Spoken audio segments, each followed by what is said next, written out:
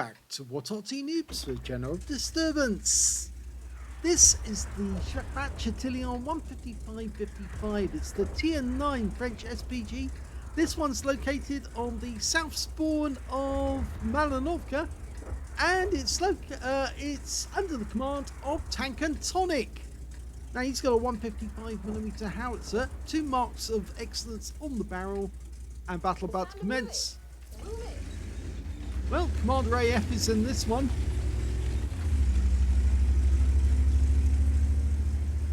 Now this is an Arty that didn't actually exist. There was, well, one prototype, but it was never put into production. Based on the M47 hull, I think they actually designed it on, but it was built by Bat Châtillon and with a rotating turret. This is the single shot version of this Arty. Of course, they made the other one with the autoloader, and he's turned his turret to face the enemy, and he's got a Waffenträger auf Panzer IV hiding behind the rock. Rounds out. Direct hit. That was an excellent one. In fact, that was a penetrating shot with a low roll. He got 655. The alpha on this Arty is 680 and 48mm a pen. The Waffenträger doesn't have a lot of armor, so I would generally try for another shot, because if he was there last, he's probably not hiding. Oh, he decided not to shoot. You see, there's very few places that Waffenträger could go without being spotted. But TanqAndTonic's decided to aim up the hill because enemy tanks are about to arrive up here. Notice the light tank's gone into the corner because he's spotting for us. Rounds out. Bit late. Yep. Was a bit too close for comfort. 13 hit points of splash, but that's all. That AMX 1390 is going to get spotted if that Caro gets too close. Probably going to go behind the windmill for cover, and there's a Cobra there as well. Cobra will make a nice target. We're almost loaded. Standard reload 28.76 seconds, and he's got 25.64. Rounds out. Oh, it went long. Oh, that's dreadful. Oh no, he didn't even get any stun off that one. That's RNG being very, very unkind indeed. Well, the AMX 1390 pulled away from that position, mainly because if he'd stayed there, he probably would have ended up in trouble. But we're almost loaded, and we're loaded. Rounds out. This might work. We just barely missed. Get him next time. Yep, splash the Emil too. Not a lot of damage, but it is some damage. Okay, the Cromway's got very low armor, so he would make a perfect target. These guys have all got fairly heavy armor. Well, all except the Caro, I'd say. He's loaded. Rounds out. Looks good. Yes! Critical hit. Must be That one directly hit the ST2. Oh, how did this guy get behind us?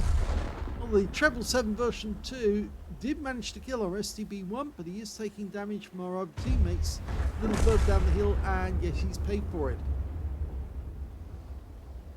Okay, we're trying to line up a shot on the Emil 2. Rounds out straight away, and another direct hit.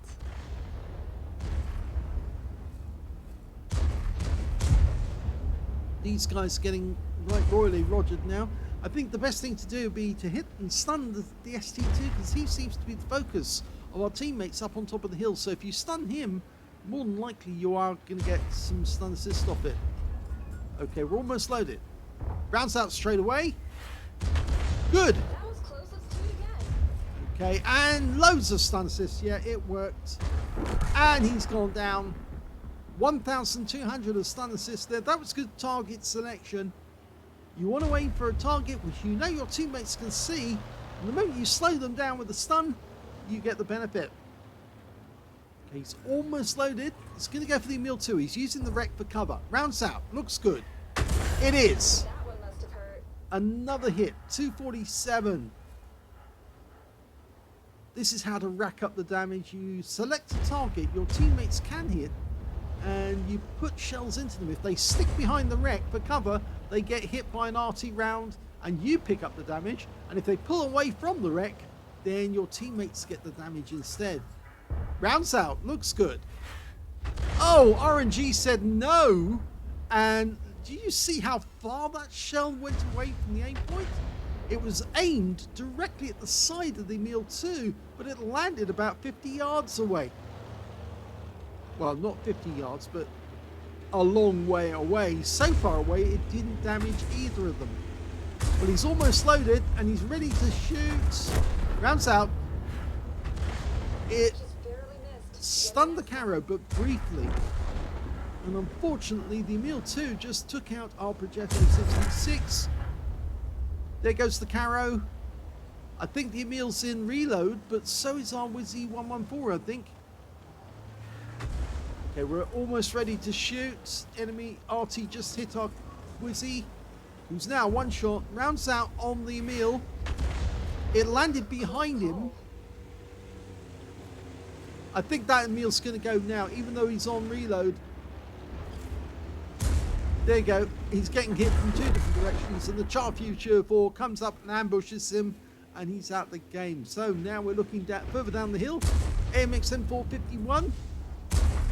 We're almost loaded. That's it. Line up. Rounds out. Looks good. Yep. Direct hit. You can always tell when a shell is going to hit the target because you can feel that, yep, that one's just the right amount of lead on target to hit him. Oh, tree going down. That's an indication of where he's actually moving at the moment. If he's knocking trees down in his wake, he's actually giving away his position. Okay, we're looking for any more trees. There's a number of enemy tanks up there. I'm hoping that they're going to go down through the drop, which will actually give us good location on some of the enemy tanks up there, such as the Leopard prototype. But at the moment, it looks like our team have reached the top of the hill and decided they're not going to move anymore. And we just saw a tree go down in the back there. And another one go down directly in front of us. And yes, that means that's a firing position. Rounds out. That's a good shot. It knocks down a couple more trees for the enemy, but I think that would have woken that guy up and said, no, if you're going to knock trees down, we'll hit you. Okay, that was probably the Cobra. Can't guarantee it.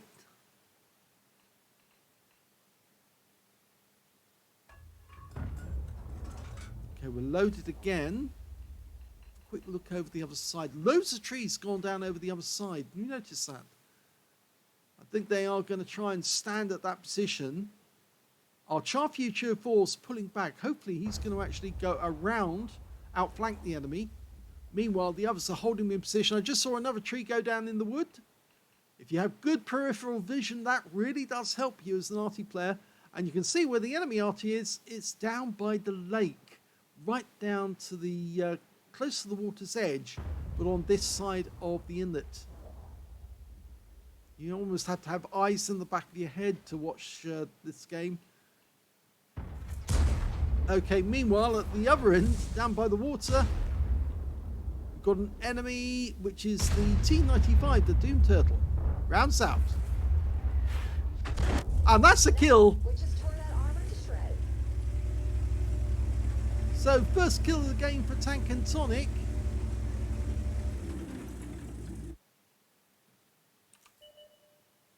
Okay. T-95's now been replaced by the Cobra, who came down from the woods. So can we get a shot on him? He's moving away. Line him up. Rounds out. Looks good. It is! Direct hit. 231. That was nice. And he gets the kill afterwards, which means, I think that... No stun assist. So the Cobra must have used his repair kit, or his first aid kit, to get rid of the stun as quickly as possible. Meanwhile, the standard B's on the receiving end from enemy RT fire. There's only one RT on the enemy team. It's M53, M55. And as I said, he's on the inlet. The Char Futures managed to outwit the enemy, outflank them. And he's got into the dip area, north of the lake. Meanwhile, we're looking for Wizzy 120, who's parked himself somewhere in those bushes. I'm pretty certain that somebody's going to be behind that rock there. We think we know where the enemy Arty is, but at the moment I think that TanqAndTonic doesn't realise that. He did have a lot on his mind. Oh, we've got another one. The Leopard prototype. He's turning his turret to engage. Unfortunately, the target goes down before he can shoot. But I think the Charm might now be able to find somebody for us. So, oh, there's the shot north of the inlet again. You can just see it.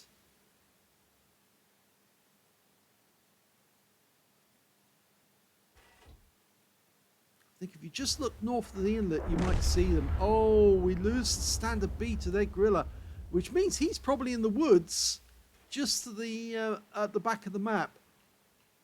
He was indicating that the tank that killed him was in B2.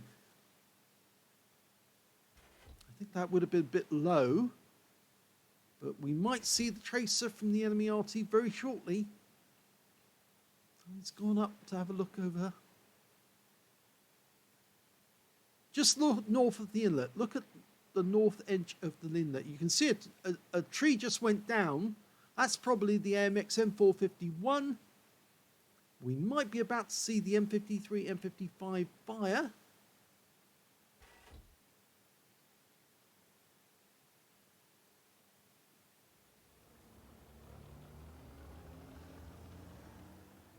Char Future 4 is moving. And there goes. You can see the tracer and that came out from amongst the trees.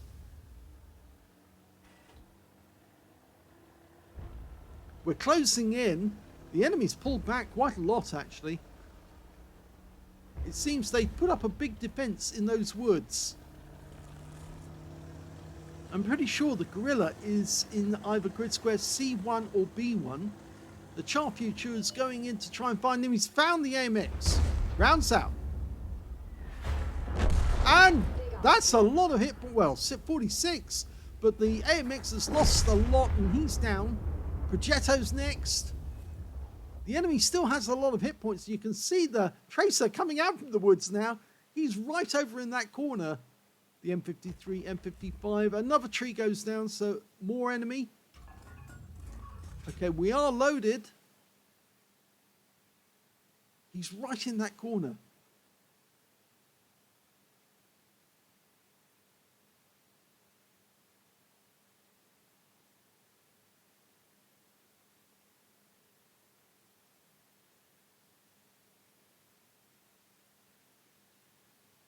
He must be reloaded by now. There he is.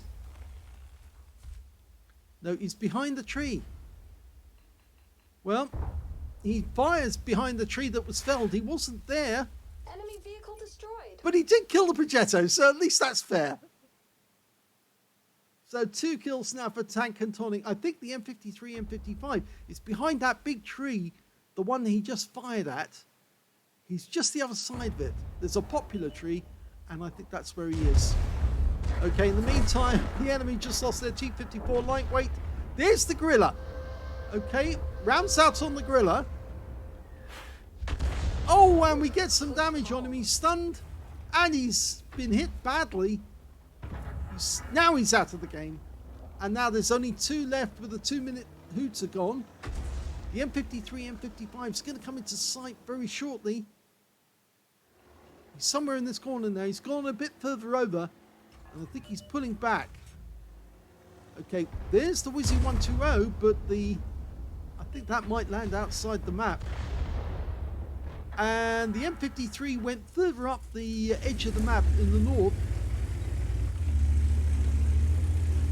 TanqAndTonic's decided, well, considering he's loading, and that's it, the game's over.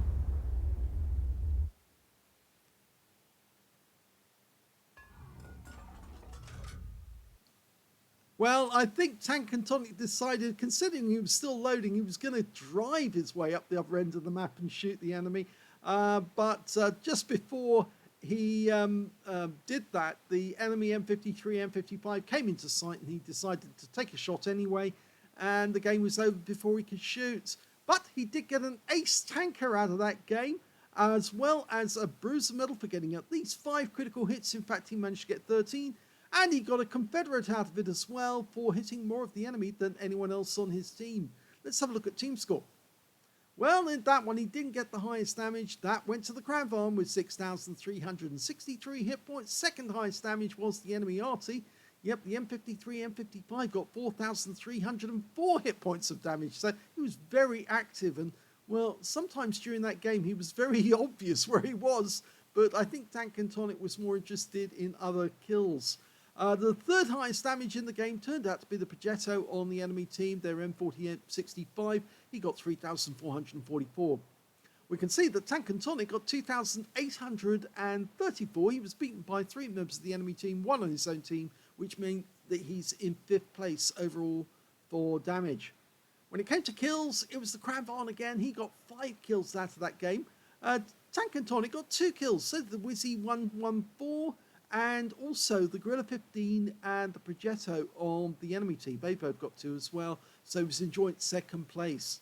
When it came to base XP, he's 2nd because the Cranvarn got 1,335, but TanqAndTonic got 1,186, and they were the only 2 players who managed to get over 1,000, with a standard B close behind with 993. He fired 19 rounds in the entire game, got 7 direct hits on the enemy and 1 penetration on them as well, 17 splash, damage of 2,834 hit points, of which, all of which was at more than 300 meters. Now, which one did he penetrate in the game? Was it the Cobra? No, it's actually the Waffenträger, of course. Right at the start of the game, we did say that that was a penetrating shot on the Waffenträger because it did do a fair amount of damage with 1 shot. Okay, going back to the detail. 9 enemy vehicles were damaged, 2 were killed, so there's a 7 difference there. 2,824 hit points of stun assist of 16 stuns, and I think that's what gave him the ace tanker out of this game. 35,267 on a premium count. After ammunition resupply, took away 31,621 credits profit. 1,186 XP times 2 for the first victory. 3,558 experience points altogether. So 5.6k damage combined. I think, yeah, you could say that was a pretty good game. Definitely. It was very worthwhile. I think there were times when he could have taken a shot and didn't, especially when that enemy Arty was generally located. I think if he had fired around in there, if he hadn't have hit the Arty, he probably would have hit the Gorilla as well, because they were all occupying generally the same area. And if he'd stunned the enemy Gorilla, I think his teammates probably would have spotted that, and that might have ended up with him getting a load of stun assist off that tank. That Gorilla was being a real nuisance because he was taking out some of our teammates at long range. Anyway, that was a great battle for TanqAndTonic. Hope you enjoyed it. If you did, please give this video a like. Do subscribe to our channel. Leave a little comment down below because it feeds the algorithm. And thank you for watching.